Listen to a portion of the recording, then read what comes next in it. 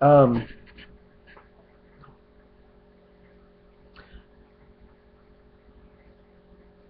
I consider this video that I'm going to be making to be an audio tape because it's crappy, and I mean the visual is not very good. So I'm going to use it mostly as an audio tape. And instead, so don't look at my eyes, just listen to my voice change. And instead I'm going to use this camera to record the play, the dialogue between myself and an atheist. So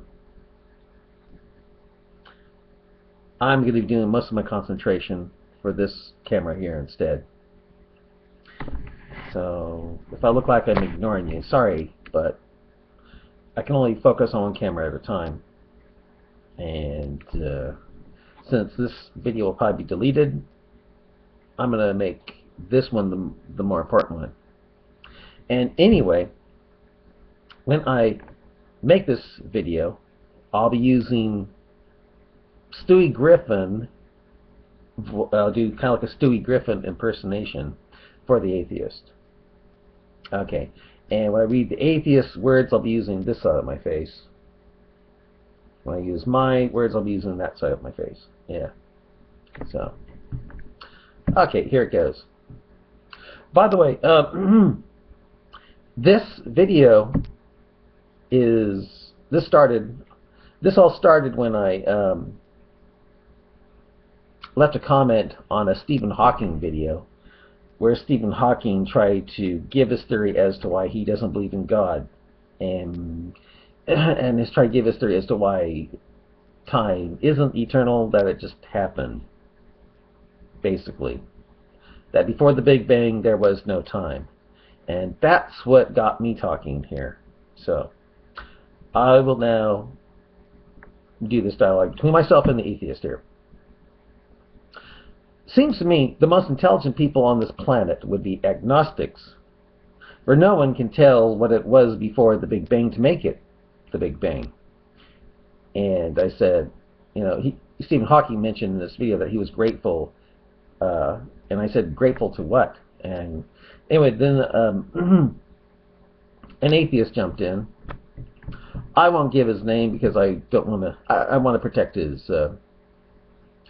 anonymity. Yeah. But he said this. He said, well, first, this is what he said to a guy named Clark. Because Clark said this. Clark said, so where did you get this figure of 93% of scientists are atheists? Make it up? Science itself is a religion, and that got the Kurosawa guy saying to him, I think you meant to send that to me, so I'll reply. 1. Science is not a religion. Religion is drawing a conclusion, and then trying to find evidence for it, and science is finding evidence, and then drawing a conclusion based on that evidence. There is a big difference. 2. They had a poll, and 93% of scientists said they were atheists. And then he attacked me for what I said. And he said, agnostic isn't a state of belief. I think he meant belief. But he said, isn't a state of belief. I think he meant belief. Okay. It is a state of knowledge. Everyone is agnostic. You're either an agnostic atheist or an agnostic theist.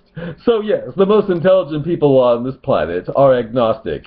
Agnostic atheists, to be exact, 93% of them are. But so are the most retarded. Everyone is. I go, 2.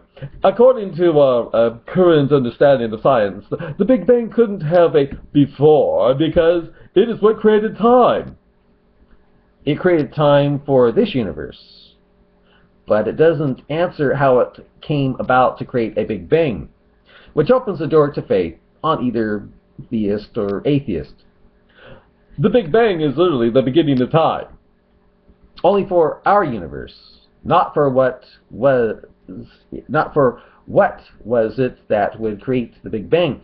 To go there again opens the door up to the possibility of God. There could have been nothing. There could have been nothing before it because there was no time for anything to exist before it. That's like saying that before there was God, there was nothing. Then suddenly God exploded onto the stage and created everything. You realize that, don't you? I know it is confusing, but it is true.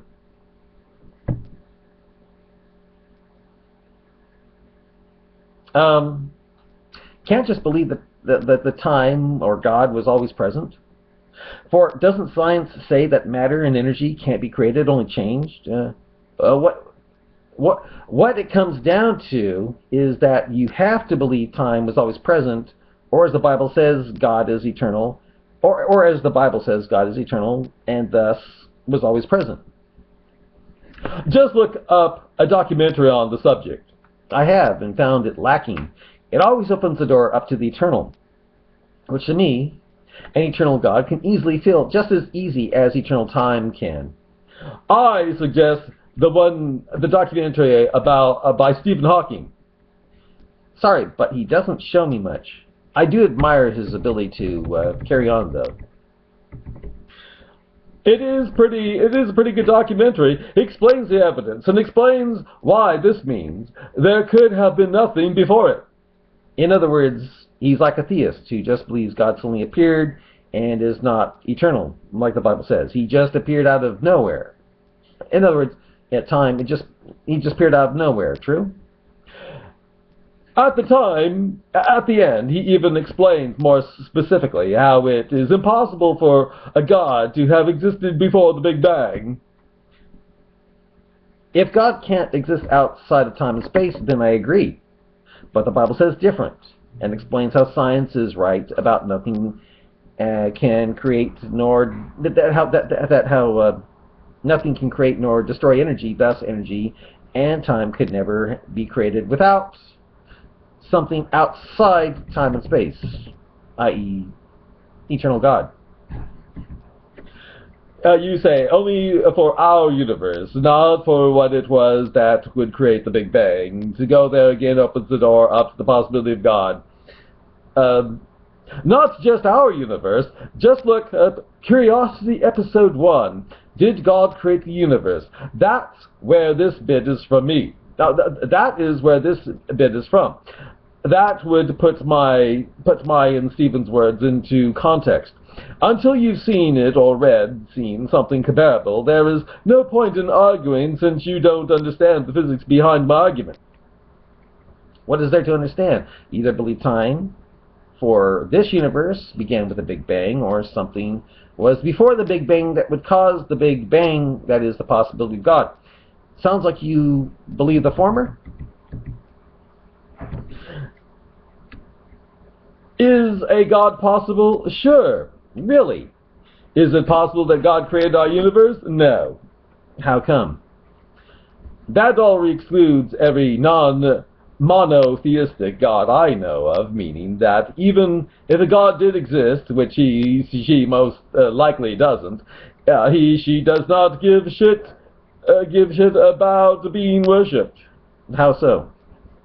Based on this, it is safe to say that even if heaven and hell did exist, your faith will have nothing to do with in which one or two you get. Because that's like saying that, you say, quote, that's like saying that before there was God, there was nothing, then suddenly God exploded off the stage and created everything. You realize that, don't you? Right, I asked that. So what you are suggesting is that God is nothing more than a lot of water in an astronomically small space that exploded? Can't believe God thought that incredibly small space up with all that would become the universe and said, let there be light. If God was limited, I can imagine you'd think that, but the Bible seems to say otherwise. I'm sorry, but such a thing does not qualify for being a God, since it has nothing to do with the definition of God. And the definition of God is... The definition of God being 1. God. A being conceived as the perfect, omnipotent, omniscient, all-originator and ruler of the universe, the principal object of faith and worship and monotheistic religions. 2. The force, effect, or manifestation, or aspect of this being. 2. A being of supernatural powers and attributes, believed in and worshipped by a people, especially a male deity, thought to control some part of nature or reality. 3. An image of a supernatural being, an idol. 4. One that is worshipped, idolized, or followed. Money was their god. 5. A very handsome man. 6. A powerful ruler or despot. And he gives the app. You don't know... I want to tell you something. You want to know something? Whenever I try to categorize God, I end up being proved wrong. God doesn't seem to fit in the boxes we try to place God in. It does not apply to any of these, since it does not even have a personality, nor is it used in figurative speech. So your point is... And by the way, the fact that you use the word exploded already shows your ignorance on the subject. Nothing exploded, it just expanded. Expanded from what? And what was that point that what came from? Oh, but then that would take faith to believe whatever that what was. Just don't call it God. True? I suggest you actually study the subject before you start making ridiculous claims like the Big Bang was a god that exploded. Well, if you don't want to believe God willed the universe into existence, hey, who is the one believing a God? Time, in this case, exploded. No, expanded into what we have now. I have, and have found it lacking, you say. It always opens up the door to the eternal, which to me is an eternal God can easily fill just as easy as eternal time can. Right, I said that. 1. Oh, really? What was the name of the documentary? What do you mean? 2. Assuming you did actually see a documentary until you make a video disputing every single argument and piece of evidence and said documentary, your argument is meaningless and doesn't hold any substance. Oh, well, refresh my memory on what it was that I said I found lacking, please. Oh, I see. No one documentary, just what I have taken in by watching many documentaries on the notion of the prime mover, or lack of one, from the atheist perspective. That's all.